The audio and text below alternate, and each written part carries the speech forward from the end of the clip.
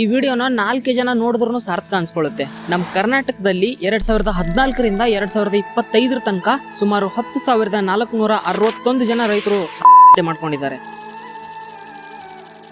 ಕಾರಣ ಸಾಲ, ಬೆಳೆ ನಾಶ, ತಾವು ಬೆಳೆದಿರೋ ಬೆಳೆಗೆ ನ್ಯಾಯಯುತವಾದಂಥ ಬೆಲೆ ಇಲ್ಲದೆ ಇರೋದು, ಕರಪ್ಷನ್ನು, ಲೋ FRF ಎಕ್ಸೆಟ್ರಾ ಎಕ್ಸೆಟ್ರಾ. ಅತಿ ಜಾಸ್ತಿ ಕೇಸಸ್ಗಳು ಫೈಲ್ ಆಗಿರೋದೇ ಬೆಳಗಾವಿ, ಬಾಗಲಕೋಟೆ, ಬೀದರು, ಬಿಜಾಪುರ, ಧಾರವಾಡ, ಗದಗ.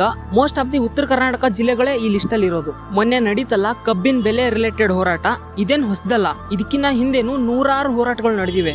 ಜುಲೈ 2008 ಹಾವೇರಿ ಡಿಸ್ಟಿಕ್ ಅಲ್ಲಿ ಇದೇ ರೀತಿ ಹೋರಾಟ ಮಾಡಬೇಕಾದ್ರೆ ಒಬ್ಬ ರೈತ ಸಿದ್ಧಲಿಂಗ ಚೆನ್ನಪ್ಪ ಚೂರಿ ಅನ್ನೋರು ಪೊಲೀಸ್ ಫೈರಿಂಗ್ ಅಲ್ಲಿ ತಮ್ಮ ಜೀವ ಬಿಡ್ತಾರೆ.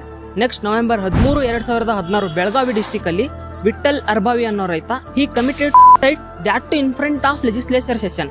ನೆಕ್ಸ್ಟ್ ರೀಸೆಂಟ್ ಆಗಿ ಲಕ್ಕಪ್ಪ ಗುಂಡಾರ್ ಅನ್ನೋ ರೈತ ವಿಷ ಕುಡಿದು ಅಟೆಂಪ್ಟ್ ಮಾಡ್ತಾರೆ. Luckily he is safe now. ಈ ಎಲ್ಲಾ ಹೋರಾಟಗಳಿಂದ ರೈತರಿಗೆ ಸಿಕ್ಕಿದ್ ಮಾತ್ರ ಬರೀ ನೋವು ಮತ್ತೆ ನಿರಾಶೆ.